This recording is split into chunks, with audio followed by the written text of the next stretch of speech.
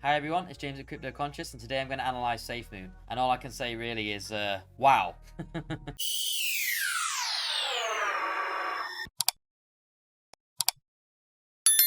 So let's have a look at Safemoon's price history quickly. We can see that it started not too long ago in April this year, and then it was followed by a massive surge in price, and then again dropped, and it was volatile since then.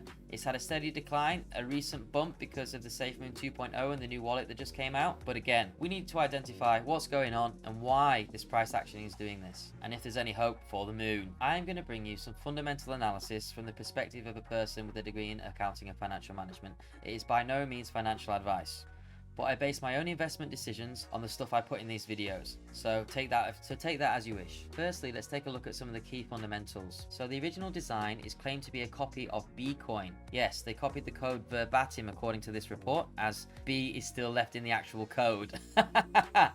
So in the code, basically, if you sell Safemoon, there is a 10% fee. Half that fee goes to existing holders, and it keeps increasing your value, so it gives you more if you hold for longer. And the other half is put in a liquidity pool. And in the liquidity pool, what happens is it balances Safemoon. So it might be in a pool with Safemoon and BNB, and then therefore it's easy to trade between those two on different platforms. Apparently, developers also can manually reduce the amount of Safemoon in circulation regularly to reduce the supply. So if that doesn't scare you in itself, I don't know what will. But basically, the cornerstone of investing in this Safemoon product is just to hold for a long period of time. Don't sell it because you'll lose 10%. So remember that as soon as you invest, you've lost 10%, unless more and more people invest. So it encourages you to get more people to invest to increase the price. But is that enough? But is not having a fundamental use case, only having the effect of hodling as a use case, enough to make millions of people invest in the product? The answer is yes. Here is Safemoon's white paper. If we look at the white paper, we can see, yes, it is 3 pages. And the white paper is based on the aforementioned variables I just mentioned when it comes to buying and selling.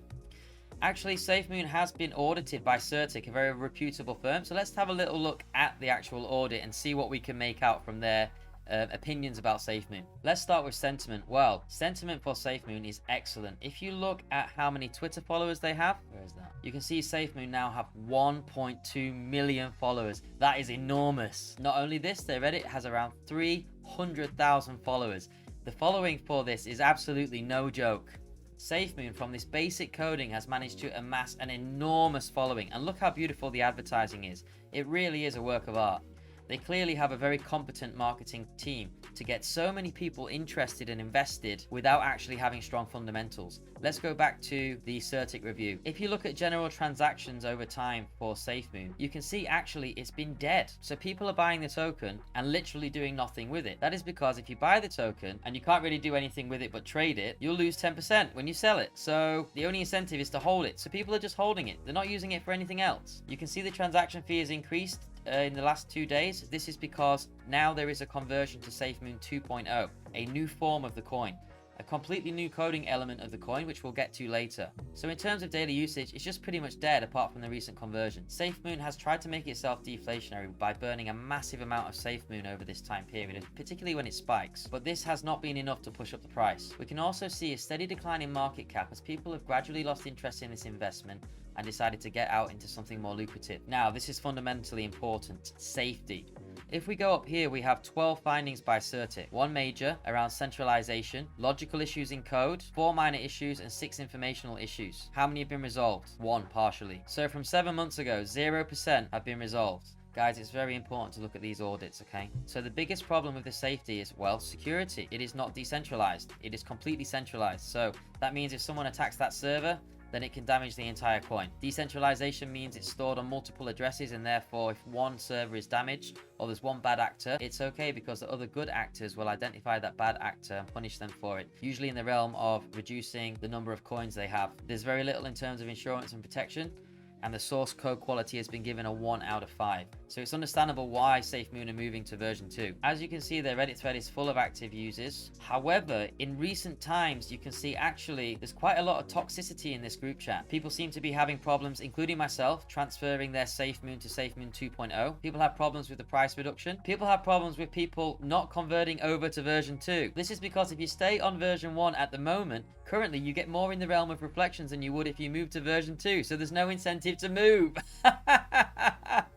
Look, again, negative posts. Anger, negative posts. There's a good one. But most of these current posts are based on the fact there was a glitch in Binance and therefore they've got loads more than they have in value. But then it was quickly shifted back. Now, there have been some very active posters on our cryptocurrency that like to analyze this in a lot more detail, particularly UTNG Systems. So this UTNG Systems has talked about how it is a copy and paste of B token and even provides more evidence. And it highlights something really important that I mentioned before. If you buy it, you're immediately losing 10% in value, right? Because that means when you sell it, you're going to lose 10% of that value. So you have to make sure it goes up by 10%. And that's how you're drawn in, unfortunately. Because once you're in, you know you're going to lose 10%. The value goes down. It makes you even more stressed. You need more people to get in. And that's where shills come in. And that's where people that try to sell this and push this forward come in. Now, don't get me wrong, if version 2 does have strong fundamentals and a really good use case, then this can actually become a very positive thing. But looking at this at the moment, the original coin, we're having some serious issues, and that is reflected in the price. This later on goes on to say the beta testing of the wallet that was supposed to come out, it came out late, there was lots of failures with it, and people had to sign NDAs about it. Even the calculator function on the wallet had problems. Quite a tragedy. And this is the latest post about history. Another high-ranking Safemoon official goes out the back door. So people in the actual team are leaving in droves. Unfortunately, they lost one of their key developers called Papa. This post goes on to claim Papa is a charlatan and he did not deserve the job he had in the first place. However, I cannot confirm or deny these claims. It also claims as Papa left, a pre-sale wallet with $60 million in tokens stored was sold, immediately crashing the price. This Reddit user claims it is not a coincidence. So currently we can see that this coin is registered unsafe by Certik. It locks users in because you lose 10% if you sell.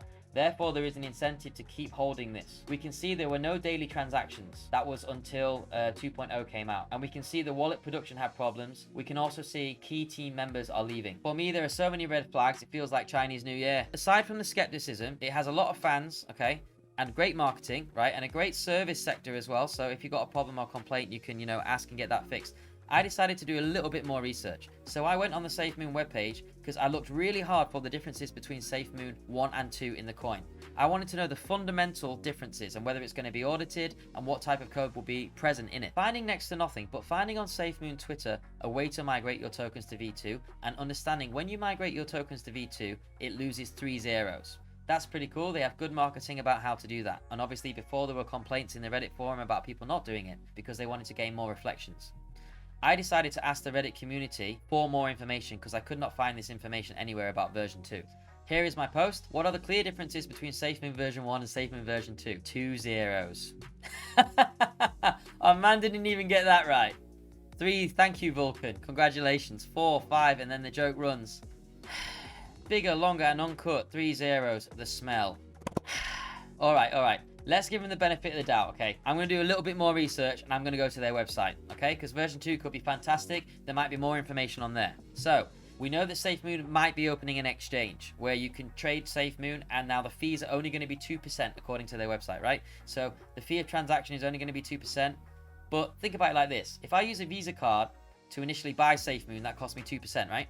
And then if I then sell that Safemoon, I lose 2%. So initially, I'm already 4% down still on the purchase. Do you know any other cryptocurrency where you're still going to be 4% down? So initially when you purchase, you are still getting locked in essentially. There is an incentive to stay in until you can recoup your profits. But let's look more at version 2.0. So the exchange that they've promised for a long time is still coming soon, according to their website. Alright, so I understand that actually exchanges are very difficult to make. There's heavy competition with exchanges. However, Safemoon has an incredible amount of fans, and that means there is absolutely wonderful potential for Safemoon if they actually do have an exchange and it does take off, without a doubt. Hardly any coins have the same level of following that Safemoon has, so they've done a wonderful job in that regard. So let's give them the benefit of the doubt now, and I think there is a button for roadmap on their website. Let me click it. What is this? What is this? Coming soon. The roadmap is coming soon with a smiley face. With a smiley face. Millions of wallet holders. The roadmap is coming soon with a smiley face. All right, okay. Let's give them the benefit of the doubt of that. Let's have a look at their hiring protocols. Maybe they just need more developers and whatnot. You know, they need more people to edit the website. They've got good movements on Twitter and stuff. Careers. A Solidity developer. Careers. Beautiful marketing. Beautiful color scheme on the website. But I'm afraid, to me, that's all that is. I apologize to the millions of fans of Safemoon. I have Safemoon. I've bought it. You know, it was a little bit of fun, but wow. I know some people might be stuck in the zone and really thinking that this is the only way to stay in until you gain your profits. I know that people are thinking that Safemoon 2.0, without any published details about what their code is going to do or what it's going to say, other than reflections are going to be 2%. You have so much positivity about this, but so looking at their price, looking at their usage in the day-to-day, looking at their website and their lack of a roadmap, looking at the pure lack of information regarding what 2.0 is going to entail, looking at how the process of transfer has actually failed, and I can prove that here. Looking at the responses from the Reddit, I'm just, in Chinese they say, Wu Yu.